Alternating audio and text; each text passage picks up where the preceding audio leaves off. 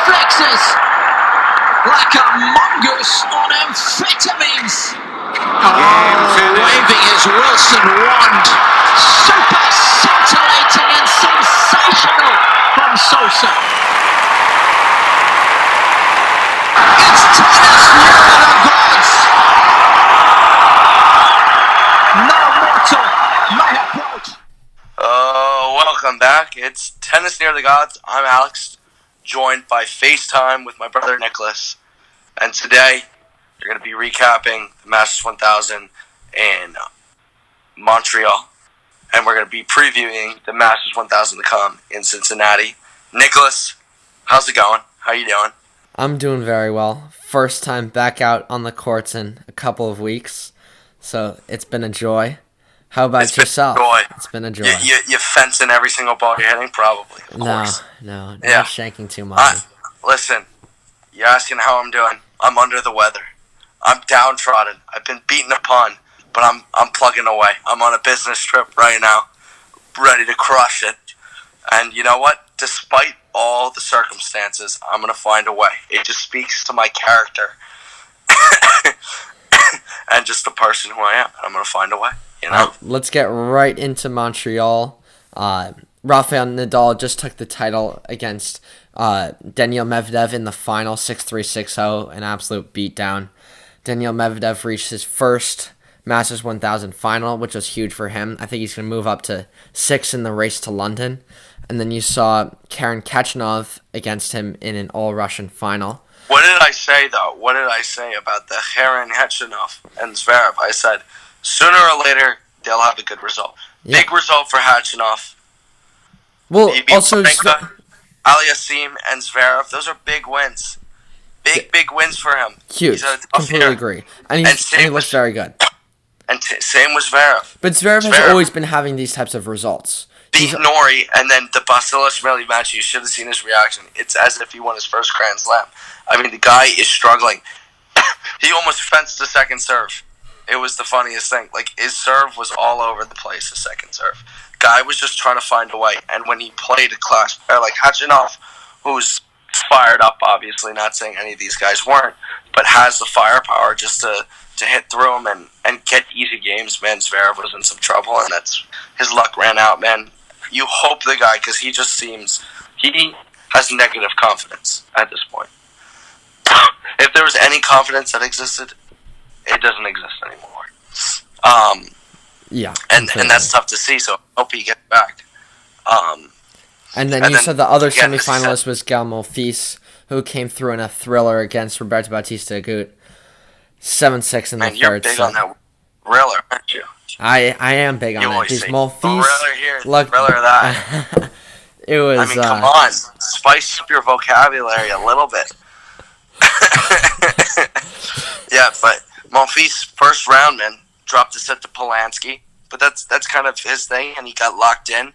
The match against Roberto was a war, and he played unreal in the tiebreaker. Please excuse my coughing, as I said, a little under the weather, but I fight on. And he tuned her catch. So that was a big result for him. I thought whatever he was going to do against Nadal in the semifinal, it was in vain. There was no way he was going to win that match, and he ended up pulling out. So he said that he had rolled his ankle, but not fully. And having dealt with injuries earlier this year in February, and then also in July a little bit, he just didn't want to risk anything. So he pulled out. And Nadal, obviously, he plugged away, dropped one set. That was to Fognini. A little weird set. That was just a weird match, cagey match, windy conditions. Fognini treated a set, and he was somewhat hampered with his Achilles and calf, whatever it was. And then Nadal just tightened up his grip on his neck and just freaking smushed him. So that was that. Nicholas, who did I say I was going to win it from the start? I said Nadal. Well, we both said it. It's nothing special between you and I. And I said Medvedev in the final. We both had Medvedev in the final. Don't get too high on your horses there. Listen, man, I crushed the straw. You got the finalist and the winner. Congrats. Crushed it. I had Hedgehoff at least in the quarters. I know that. Yeah, no, I think you did. That was something that. And you picked Stan to beat him, so that's a win over you. All right, we don't need to get into that. And I also had Basilashvili. I'm pretty sure. Okay. Or did I? I'm not sure. You I said did. Kyrgios was going to dump out, so I just am full of wins in this tournament. Yes, Kyrgios did dump out first round against Cal Edmund. Shapovalov lost the team. That was my upset special, one of them. Team, man, the match against Medvedev was... I thought this was a very good tournament for him. Not very good, but it was at least solid. Got to the quarterfinals of 1,180 points on a hard court. You were disappointed? Well, yeah, because he was high on energy. He hadn't had a lot of wins. He beat Herbert. And I think that just got to him, you know, having lost so many matches. You gotta cash in. Yeah, no, I definitely agree that he's got to come through in that. Yeah, well, that wraps up, I think, Montreal. And it takes us to the Western and Southern Open. We have two main draw matches that have gotten underway. One's currently in process, and the other one, Cecchinato. That's another loss for him. You know what? I did some recon, you know, me putting in the work as I do. Did some recon. Cecchinato has not won a match since May 15th. How crazy is that? That is not something to be proud of. Last he won was first round in Rome. I mean, Cecchinato against De Minaur today, he was double bouncing drop shots into the net. In one of the games that... After the first? I'd have been after the first. Yeah, it was after the first. It was in the second set. And it was just not a sight to be seen. You can put it that way. But what's great about Cincinnati this year, the top 9 players are all in the draw, which is awesome to see. Reminded you of yourself, Nicholas. Cecchinato, a lot of feel though, just not this week. But when I look at the draw stacked, absolutely stacked. Yes. These two Masters 1000s, the Master 1000 draws with the draw of 64. Oh man, they're brutal, Nicholas. They're brutal. The acceptance cutoff is like 45 ATP ranking. Like what? Crazy. All these matchups are really tight. So we'll start off. We have the big three here. Big four, actually, with Andy Murray. And it's a beautiful thing seeing him for the first time since Melbourne when he lost to Roberto Bautista Agut in a 5-set thriller. How about that word right there? Dude, you exactly. Like, come on. Use a different word, please. That one was for you. Yeah, I know. So, you look at this draw, you have to think Djokovic right away. It's hard courts. Djokovic has been locked in. I have to pick Djokovic. He won this title last year. That's the first time he won Cincinnati. And it's the lead up to the U.S. Open, so I feel like he hasn't played anything since Wimbledon. And there's the intensity level is going to be very high. I think it's going to be hard to match for these guys. Definitely. No matter who he's got. Could pose some trouble. He's right now, looks like he might go up a break against Dusan Lajovic 5-3 in the third set. But other than that, I don't see anyone posing too much of a trouble. If Nick Kyrgios were to come through, that would be awesome to see because I want to see a Kyrgios-Djokovic matchup. We've only seen 2 of those, and both of them have gone to Nick. I don't see Kyrgios coming through. I really don't. I agree with you there. I think Khachanov beats him. Yep. I think I have Khachanov progressing to play Djokovic.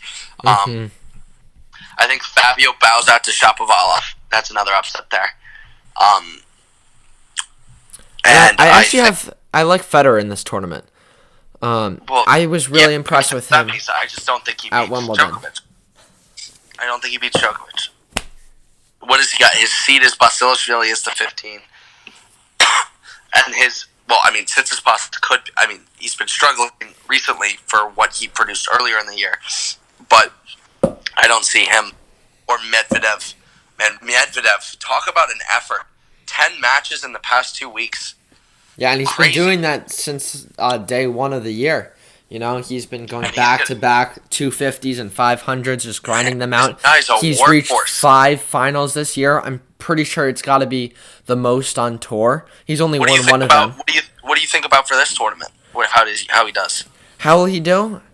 I mean, I see him getting through to Fed and losing to Fed. I think You think he beats Tsitsipas? Yeah, he's done it. He did it on clay in Monte Carlo, and I really like him.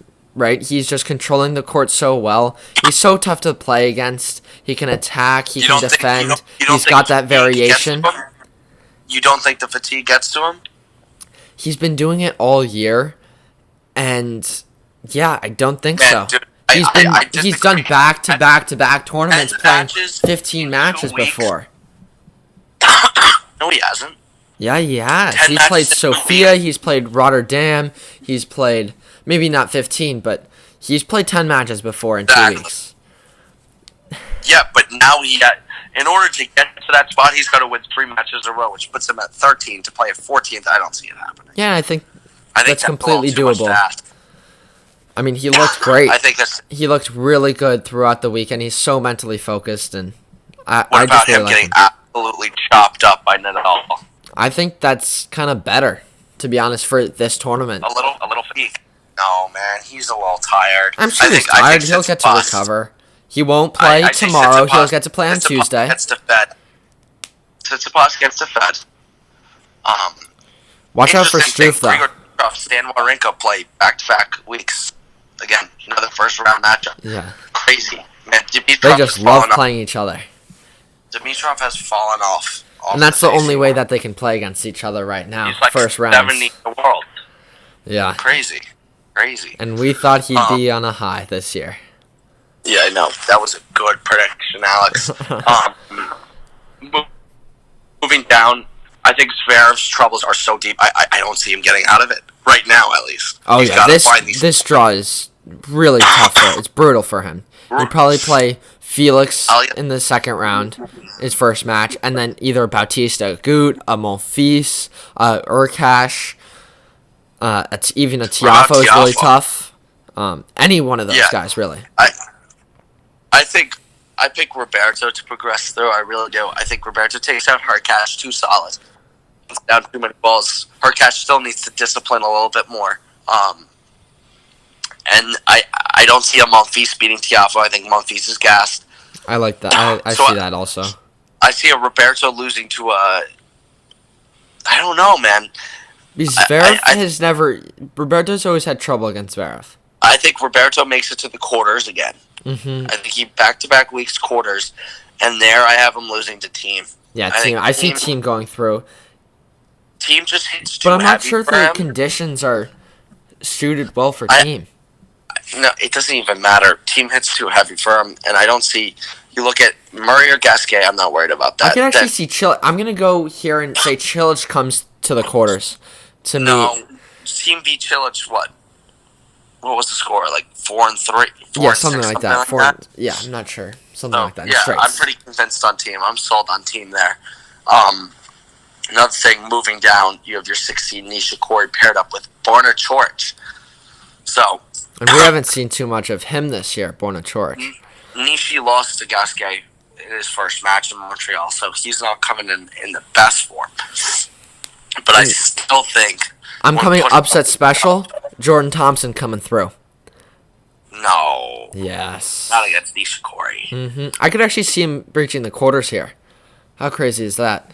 You want to bet on it? Like, take that any day of the week. All right, this can be our bet of the week. How about that? I got Thompson advancing. I Thompson beating Nishioka. Advancing, yeah. I pick him to beat Nishioka. No, I'm saying against Nishikori. All right, sure. If he gets there. If he gets there. And I think, I don't know, man. I think Dimonauer takes out George. George could very possibly lose to Opelka. I agree. Oh, Opelka. Yeah, no, I actually have...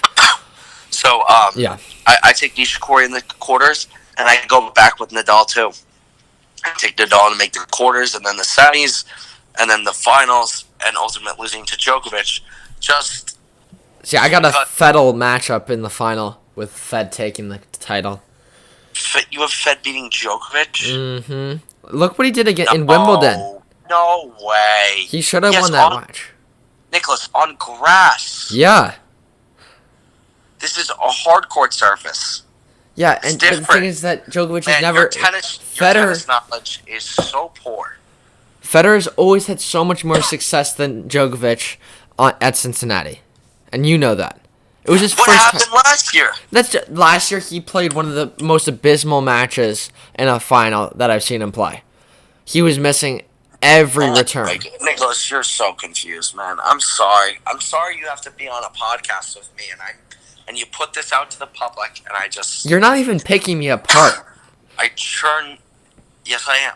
Wait, explain to me how, one, Djokovic, far superior defender, and if you say, okay, what Fed did to Djokovic on grass, who won the match? Djokovic did. Yeah. And it's on Fed's best surface in terms of what he's going to match up against Djokovic. I just see so ready. Listen to this. How about that? Nicholas, no, you're delusional if you really think that Fed has the upper hand on hard court. Could Fed? I don't think he's necessarily. I don't think he's got the upper hand on hard court. I think in this situation, I'm going out on a limb and taking Fed. For no reason, just to take him. No, not for no reason. I think the draw suits him well. I think that playing Matteo Berrettini is a tough first round match, but then in the second, possibly playing a Stan is a tough. I don't think Stan. Yes, it's definitely tough, and but possibly playing Tsitsipas, who's beaten him on hard court.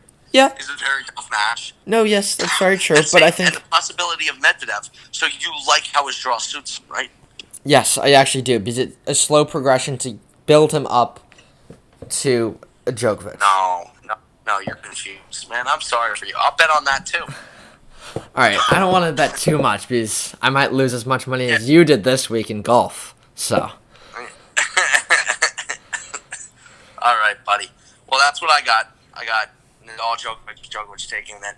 Djokovic, man, when he locks in, you saw what he did in Melbourne. That was absurd. Mm-hmm. And I just have a feeling it's coming for the U.S. Open. He's got his eyes set on the prize. He's playing for a lot right now. He definitely sees that he can have that Grand Slam count, have the most Grand Slams of all time.